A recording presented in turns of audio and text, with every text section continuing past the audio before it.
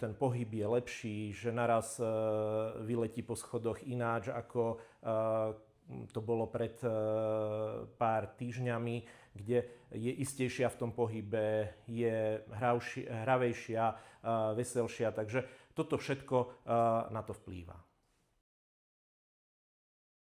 Volám sa Pavol Zubrický, pracujem na veterinárnej poliklinike Altea v Nitre. Zaoberám sa hlavne oftalmológiou, ale na klinike pracujeme 7 lekári, čiže do kontaktu s všetkými možnými pacientami a ochoreniami prichádzame denne. S Antinolom som sa stretol zhruba pred pol rokom, kde mi ho bola predstaviť pani doktorka z firmy. A lekár väčšinou vyskúša nový produkt na svojich pacientoch alebo na svojich vlastných, čiže u nás to bolo na našej kolii Eny, ktorá je už staršia a má vekom podmienenú osteoartrózu jednak na bedrových a jednak na lakťových kĺboch, čo sa väčšinou prejavuje, keď ráno vstane, ťažšie sa musí rozchodiť, je taká pomalšia. No a po nasadení Antinolu ten stav sa časom veľmi upravil. Čiže tá hybnosť tých kĺbov bola lepšia, aj to jej správanie bolo veselšie, lebo celkovo to ochorenie je podmienené bolestivosťou. Tá bolestivosť nie je nejaká akútna, že by ten psík nejako kňučal, skúčal, ale je to vidieť, že je možno trošku bez nálady, ťažšie sa pohybuje, nechce sa až tak pohybovať a po použití Antinolu veľmi pekne na neho zareagovala a bolo vidieť, že je aj veselšia, aj rýchlejšie sa dostane do toho tempa a je šťastná.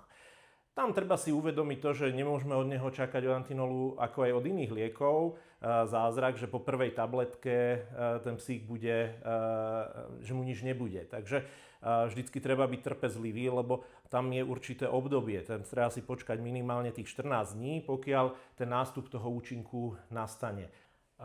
Liečba osteoartrózy je podmienená 3 takými piliermi. Prvý je používanie chondroprotektív, druhý je, aby tie kĺby boli slizké, klzké a tretie je liečba bolesti, lebo to s týmto ochorením prináša.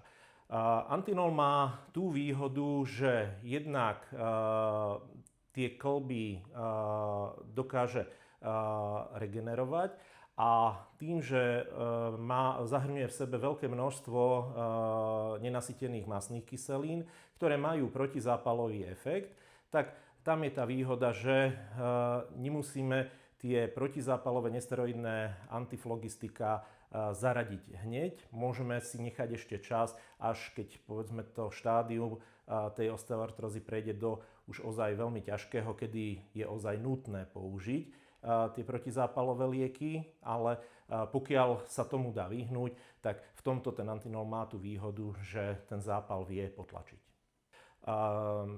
V poslednej dobe pribúda jednak veľa mladých psov, ktorí majú už degeneratívne ochorenia a čo je veľmi tiež také už častejšie, čo nebývalo, je, že prichádzajú aj mačky s ochorením kĺbov.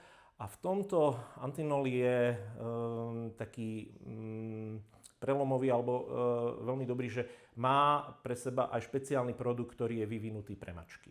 Prevencia je dôležitá a tam si treba uvedomiť hlavne u veľkých psov, aby to štenia nebolo prekrmované. Čiže každý, áno, máme radi, že aby šteniatko bolo pekné, guľaté, aby sa dobre najedlo, ale tá hmotnosť vplýva na správny vývoj kĺbov. Čiže pokiaľ ten kĺb je preťažovaný v mladom veku, tak môže to ovplyvniť v dospelosti celý vlastne ten život tohto psíka. Ako som spomínal, dôležitá je v tom šteniacom veku je aj určitá výživa tých kĺbov, takže pridávanie látok, ktoré ten kĺb potrebuje na správny vývoj.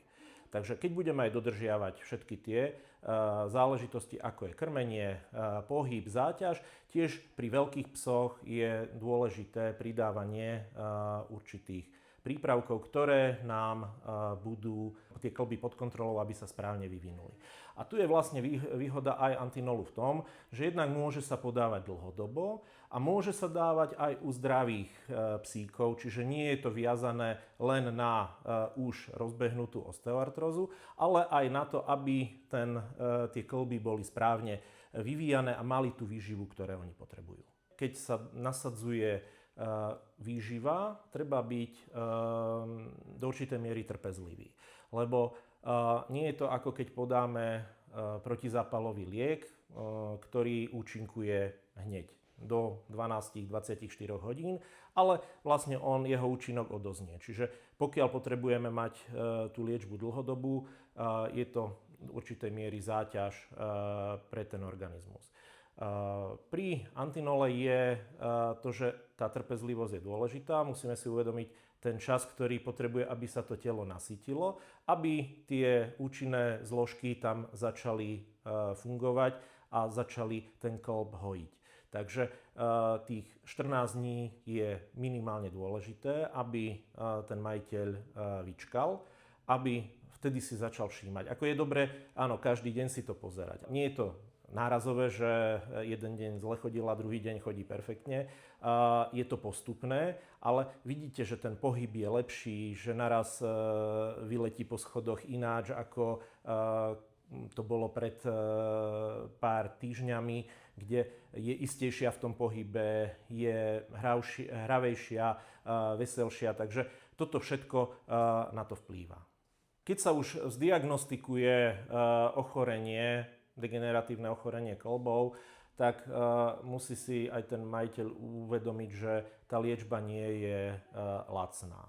A je to dlhodobá až celoživotná liečba. Ale pokiaľ sa tou liečbou začne skoro, a to je vlastne tá skoré nasadenie aj antinolu, tie vážnejšie dôsledky sa môžu dlhodobejšie oddialiť a tým pádom tá liečba nemusí byť až tak náročná.